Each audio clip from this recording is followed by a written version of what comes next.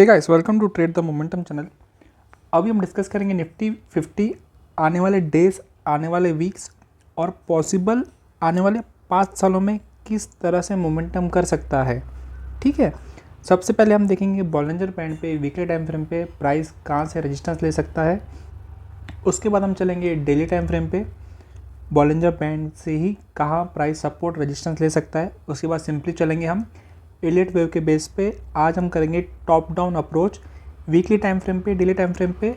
फिर हम देखेंगे इंट्राडे में किस तरह से मोमेंटम आ सकता है। चलिए शुरू करते हैं। सबसे पहले आपके सामने है निफ्टी का 1 वीक का चार्ट। हमने क्लियरली लास्ट टाइम भी ये लो कैच किया था कि मार्केट यहाँ से रिवर्सल ले सकता है, जब मार्केट चल रहा था अराउंड 21,700 के पास, जो हमने ऑलरेडी उसका वीडियो भी बना चुके हैं कि यहाँ पे प्राइस एक लो लगा सकता है। बॉलिंजर बैंड का एक ये इशू होता है कि हमें बताता नहीं है कि यहाँ से प्राइस कितना रिवर्सल ले सकता है, बस यही पॉसिबिलिटी शो होता है कि प्राइस यहाँ से रिवर्सल लेगा। ठीक है, उसके बाद अभी प्राइस ने यहाँ से रिवर्सल लेने के बाद अभी क्या शो हो रहा है कि प्राइस यहाँ पे एक अपर बैंड के पास अप्रोच कर रहा है। हमेशा हमेशा याद रखिए कि जब भी प्राइस अपने अपर जोन या लोअर जोन को टच करता है तो वो एक रिवर्सल की पॉसिबिलिटी होती है।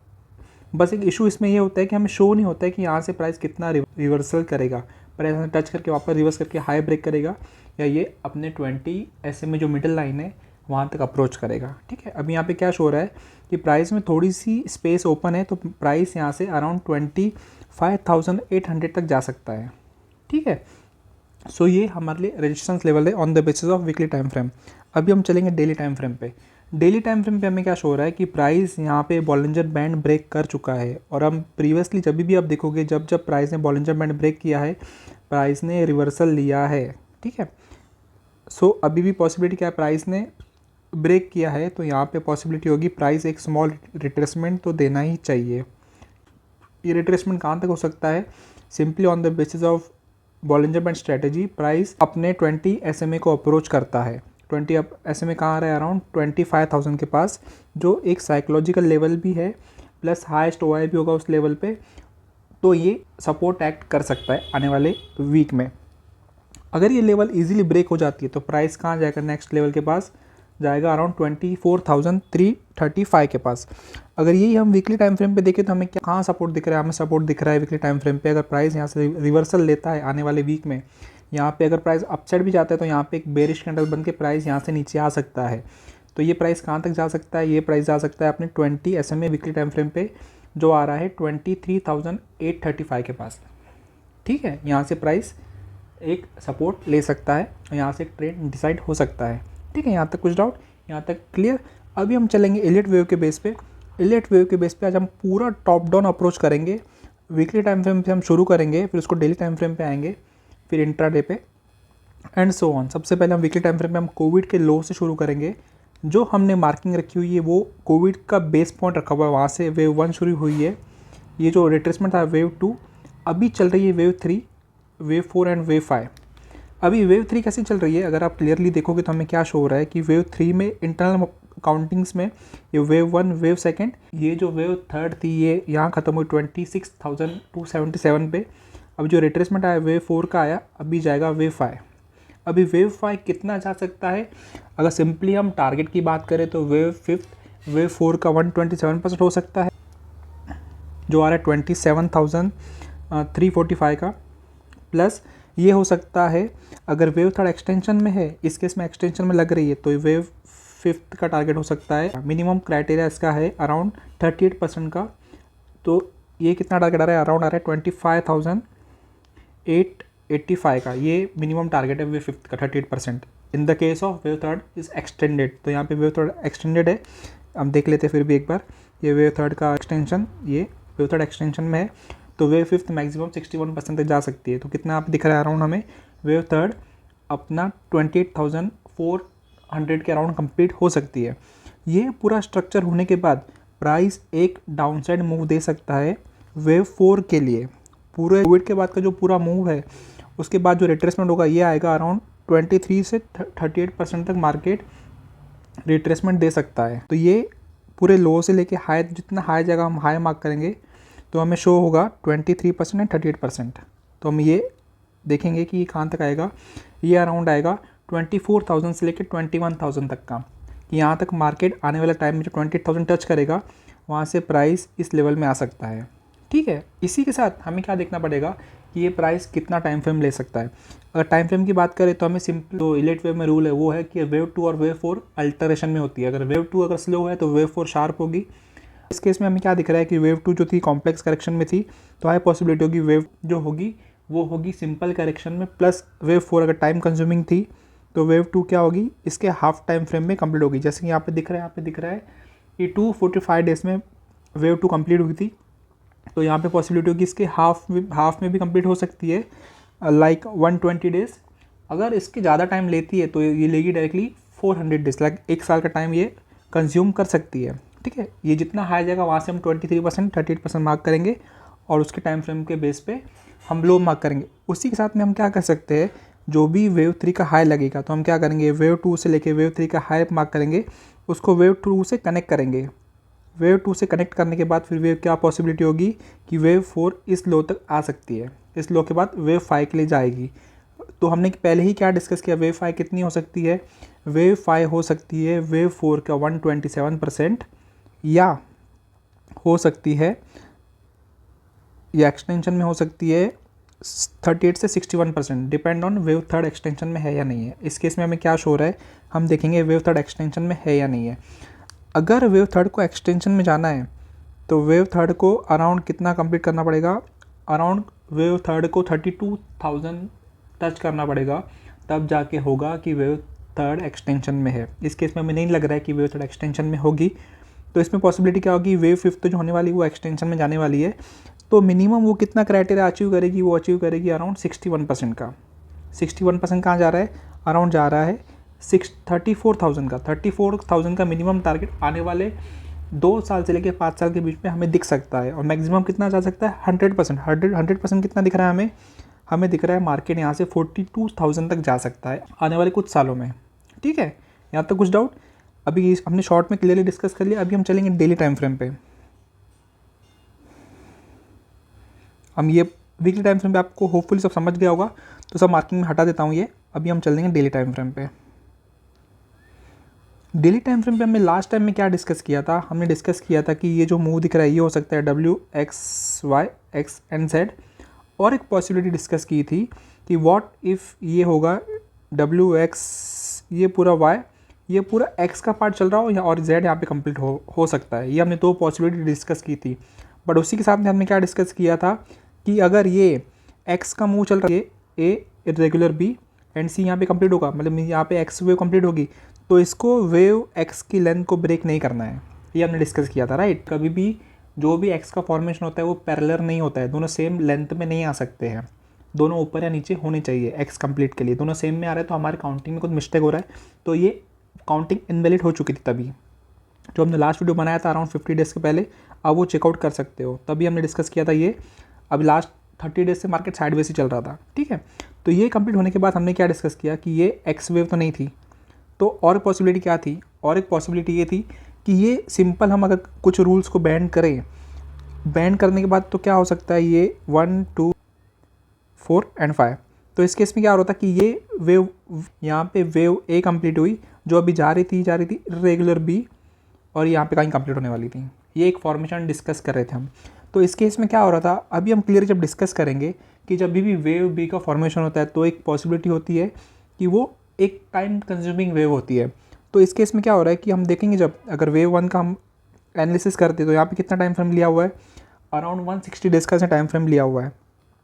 तो वेव बी ने इससे डबल का फ्रेम लेना चाहिए था अगर ये वेव बी बन रही है तो, बट इस केस में क्या हो रहा है, इसने कम टाइम लिया हुआ है अभी तक फॉर्मेशन के लिए। ठीक है, तो ये क्लियरली क्या इंडिकेट कर रहा है कि ये पॉसिबिलिटी होगी कि ये वेव भी नहीं होके ये WXY XZ होगा, और अभी जो वेव चल रही है एक न्यू इम्पल्स क्रिएट कर सकती है। ठीक है, ये वाला अभी हम निगलेक्ट कर रहे हैं कि ये बी फॉर्मेशन हो रहा है, तो अभी हम सिंपल क्या फॉर्मेशन रखेंगे कि ये WXY XZ कंप्लीट हो चुका है यहाँ पे, और अभी जो वेव चल रही है वो चल रही है न्यू इम्पल्स। ठीक है, न्यू इम्पल्स के लिए बेसिक रूल क्या होता है कि जब भी जितना भी टाइम वेव ने करेक्शन में लिया है, यहाँ पे कितना टाइम लिया है करेक्शन ने, यहाँ पे लिया हुआ 193 डेज़, तो उसी टाइम फ्रेम में 193 डेज़ के अंदर ही उसको अपना प्रीवियस हाई ब्रेक करना होता है। तब जाके एक बेसिक इम्पल्स वेव का रूल कंप्लीट होता है कि ये एक न्यू इम्पल्स शुरू हो रहा है। तो इस अभी क्लियरली क्या शो रहा है, अभी तक कितना टाइम लिया है, अभी से 55 डेज ही हुई है, मीन्स अराउंड 1/4 टाइम ही हुआ है वेव के शुरू होने के लिए, इम्पल्स के लिए। तो हाई पॉसिबिलिटी ये इम्पल्स है, यहाँ से न्यू वेव शुरू हो रही है। अभी हम उसी पॉसिबिलिटी को लेके चलेंगे, ठीक है। अब इसके बाद अभी हम चलेंगे डे 1 आवर टाइम फ्रेम पे। 1 आवर टाइम फ्रेम पे जो हमने लास्ट टाइम डिस्कस किया था, तो अभी अराउंड मार्केट चल रहा था इस जोन में, ठीक है। मार्केट चल रहा था इस जोन में जब लास्ट टाइम हमने वीडियो बनाया था। तो हमने क्या डिस्कस किया था, ये जो फॉर्मेशन चल रहा है 1 2 दिस हो रहा था, ठीक है, ये 4 एंड दिस वॉज 5। बट फिर मार्केट ने थोड़ा बहुत पैटर्न में चेंजेस किए। तो फिर क्या हो गया, 5 शिफ्ट हो गया यहाँ पे, 5 यहाँ पे शिफ्ट हो गया, 4 यहाँ पे हुआ, 3 कैसे, 3 यहाँ शिफ्ट हो गया, 3 कैसे शिफ्ट हुआ अभी हम वो देखेंगे। अब जब इंटरनल काउंटिंग देखेंगे तो ये क्या 1 2 this was whole move 3 4 and ये पूरा मूव 5 था। तो ये यहाँ पे पूरी वेव थर्ड कंप्लीट हुई, यहाँ पे पूरी वेव थर्ड कंप्लीट हुई। वेव थर्ड कंप्लीट होने के बाद यहाँ पे क्या फॉर्मेशन हुआ, यहाँ पे फॉर्मेशन हुआ एक्सपांडिंग ट्राइंगल का, ठीक है। जो हम उसको मार्किंग देखेंगे तो कैसे मार्किंग होगी, ये होगी A B C D and D। तो यहाँ पे वेव 4 कंप्लीट हुआ, जो अभी अपसेट जा रहा है वो है वेव 5 यहाँ से। एक पॉसिबिलिटी ये है, या अगर एक पॉसिबिलिटी हम वो देखें जो हमने लास्ट टाइम डिस्कस की थी कि ये अगर 1 2 3 4 5 यहीं पे कंप्लीट हो चुका था, 1 2 3 4 एंड 5, ठीक है, यहाँ कंप्लीट हो चुका था। तो ये क्या था, ये वाला पूरा मूव वेव 2 हो सकता है, ठीक है। ये वेव 2 कैसे हो सकता है, ये जो अपसेट जा रहा है ये इर्रेगुलर करेक्शन है, ये W, ये X हो जाएगा, ये X का जो ये irregular correction A B and this was C, ये पूरा बन के Y बना। और ये जो अभी चल रहा है ये चल रहा है वेव 3, ये एक पॉसिबिलिटी है, वो हम बाद में डिस्कस करेंगे। अगर मार्केट यहाँ पे स्टॉप नहीं होता है, अगर आने वाले कुछ डेज में कंटिन्यूसली अप ट्रेंड चलता है मार्केट, इसके बावजूद भी जहाँ पे हमें क्लियरली रिट्रेसमेंट दिख रहा है, तब जाके हम ये पॉसिबिलिटी को इंपॉर्टेंस देंगे कि वेव 2 टर्म हो चुकी थी, जिसको हम वेव 4 बोल रहे थे, वेव 2 था वो, और अभी चल रहा है वेव 3, तभी हम उसको डिस्कस करेंगे। अभी एज ऑफ हम क्या डिस्कस कर रहे हैं कि ये सिंपल, ये wave 1 wave 2 wave 3 wave 4 and wave 5 भी कंप्लीट होगी। इसके बाद ABC बना के प्राइस यहाँ से नीचे आने वाला है, ये हम डिस्कस कर रहे हैं। अगर मार्केट यहाँ से 3 दिन में अगर मार्केट कंटिन्यूसली अप ट्रेंड मारता है, गैप अप ओपन होता है, तो हम डिस्कस करेंगे कि मार्केट में अभी वेव 3 शुरू हो चुकी है, ठीक है। जिसको हम वेव 4 बोल रहे हैं वो वेव 4 ना होके वेव 2 थी, ठीक है। वो वाला पैटर्न हम तब डिस्कस करेंगे। अभी हम सिंपली क्या डिस्कस कर रहे हैं कि यहाँ पे वेव 5 अभी चल रही है। तो इस केस में वेव 5 कितनी जा सकती है, वेव 5 जा सकती है, हमने क्या डिस्कस किया, 127% ऑफ वेव 4 प्लस अगर वेव ये जा सकती है 38%। 38% कहाँ पे आ रहा है, अराउंड आ रहा है 25,814।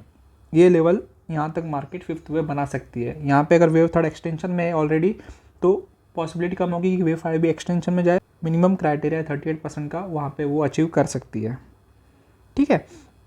अभी अगर ये वेव 5 यहाँ पे कंप्लीट होती है, तो ये पूरा जो मूव होगा, ये पूरा मूव 1 बनेगा, उसके बाद मार्केट 2 बनाएगा, देन 3 4 एंड 5, ठीक है। अभी हमने वीकली टाइम पे हमने डिस्कस किया कि ये मार्केट वेव 5 चल रही है वेव थर्ड की। तो ये क्या बन सकती है, अगर वेव 5 है तो वेव 5 में एंडिंग डायगोनल भी फॉर्म हो सकता है। अगर ये एंडिंग डायगोनल फॉर्म होना है तो क्या पॉसिबिलिटी हो सकती है कि ये भी पैटर्न ABC में कन्वर्ट होके 1 बन सकता है, या 1 बन सकता है, फिर ABC करके 2 बन सकता है, देन ABC करके ये पूरा एंडिंग डायगोनल फॉर्म हो सकता है आने वाले टाइम में, ठीक है। तो इसमें एक टाइम कंज्यूमिंग ज़्यादा हो सकता है, आने वाले कुछ महीने तक ये फॉर्म हो सकता है अगर ये फॉर्मेशन है। तो ये हम आने वाले टाइम में डिस्कस करेंगे जब ये फॉर्मेशन शुरू होगा। एज ऑफ नाउ हमें वो दिख नहीं रहा है तो हम उसको डिस्कस नहीं करेंगे, जस्ट पॉसिबिलिटी है तो मैंने आपको बता दी, ठीक है, ठीक है। तो अभी अगर वेव 1 यहाँ पे कंप्लीट होती है तो फिर मार्केट क्या करेगा, मैं पूरा हटा देता हूँ, फिर क्लियरली हम इसको डिस्कस करते हैं कि ये पूरा मूव वेव 1 बनेगा, wave second, wave third, wave 4 and wave 5। Wave second कितना बन सकता है, वेव सेकंड बन सकता है 38% से लेकर 80% तक, ठीक है। करेंगे हम वेट करेंगे रिट्रेसमेंट का। प्राइस अगर यहाँ पे रिट्रेसमेंट ABC करके आता है तो यहाँ पे हमारे लिए बेस्ट अपॉर्चुनिटी होगी। अगर ये वेव थर्ड का फॉर्मेशन कर रहा है तो ये हमारे इन्वेस्टमेंट के लिए बेस्ट अपॉर्चुनिटी होगी नेक्स्ट 8 मंथ्स के लिए या 1 ईयर के लिए, जितना एक्सटेंशन में वेव जाएगी वैसे, ठीक है। यहाँ पे आने के बाद प्राइस हमें देखना है कि इसमें करेक्शन कैसे बन रहा है, तो हम उसको उस हिसाब से उसको एंटिसिपेट करेंगे कि यहाँ पे प्राइस एक्शन क्या बन रहा है। यहाँ पे जैसे पैटर्न बनेगा, जैसे ही मार्केट 24,735 ब्रेक करता है तो वहीं से हमें हमारा पोर्टफोलियो थोड़ा थोड़ा ऐड करना शुरू करना है।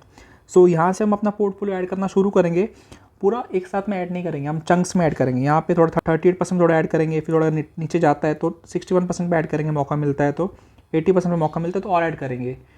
और इसका टारगेट हम रखेंगे अराउंड 28,000 तक का। ठीक है, यहाँ तो कुछ डाउट? सो अभी अगर प्राइस यहाँ से नीचे आता है 28% 38% तक, तो उसके बाद क्या करेंगे, सिंपली हम एक्सटेंशन डालेंगे यहाँ से लेके लो से लेके जो लो लगेगा तो ये लो का एक्सटेंशन डालेंगे। तो हम एक्सपेक्टेशन रखेंगे कि प्राइस एटलीस्ट 100% तो टच करेगा 27,000 के अराउंड। ठीक है, ये ब्रेक करने के बाद प्राइस जा सकता है अराउंड 30,000 तक का। लेकिन हमने क्या डिस्कस किया कि इस वेव में वेव थर्ड एक्सटेंशन में है तो पॉसिबिलिटी बहुत कम होगी कि हम वेव फिफ्थ को भी एक्सटेंशन में पकड़ें। ठीक है, तो ये थोड़ी पॉसिबिलिटी हम कम पकड़ रहे हैं, तो 100% 27,000 आ सकता है। तो ये पॉसिबिलिटी ऐसे बन सकती है, वेव वन यहाँ पे कंप्लीट होगा, वेव सेकंड यहाँ पे, वेव थर्ड यहाँ पे कहाँ कंप्लीट होके wave fourth and wave fifth 28,000 तक का जो हमने लेवल मार्क की थी वहाँ पे आके वेव फिफ्थ कंप्लीट कर सकता है। ये कंप्लीट पूरा होने के बाद वेव थर्ड पूरी कंप्लीट हो जाएगी। उसके बाद हमें वेव फोर्थ का फॉर्मेशन होगा, तो वो हमें देखना पड़ेगा कि क्या फॉर्मेशन हो रहा है। अगर वो वेव सेकेंड अगर कॉम्प्लेक्स करेक्शन है, जो हमें क्लियरली दिख रहा है कॉम्प्लेक्स करेक्शन है, तो ये सिंपल करेक्शन हो सकता है। उसने अराउंड 290 डेज ली है तो इसको 140 डेज़ में कंप्लीट करना चाहिए। तो अगर 140-150 डेज़ में कंप्लीट करता है तो ये यहाँ पे अराउंड कहीं कंप्लीट करेगा आने वाले 2-3 महीने में। 3 महीने में कंप्लीट होने के बाद फिर हमें फाइनल टारगेट मिलेगा वेव फिफ्थ का। ठीक है, तो हम सिंपली क्या करेंगे, जो भी हाई लगेगा आने वाले मंथ्स में उस हाई का फिबो मार्क करेंगे। फिबो मार्क करने के बाद 127% मार्क कर लेंगे। जो भी टारगेट आएगा वो टारगेट मार्क करेंगे। प्लस इस केस में एक्सटेंशन में जा सकते हैं, क्योंकि वेव थर्ड एक्सटेंशन में नहीं है तो इस केस में वेव फिफ्थ एक्सटेंशन में जा सकती है।